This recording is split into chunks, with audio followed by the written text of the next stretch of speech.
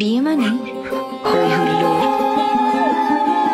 অনুষ্ঠান আয়োজন, নতুন নতুন সম্পর্ক আর নন স্টপ সাজগোজ। কিন্তু বিয়েটা ঠিক হয় কখন?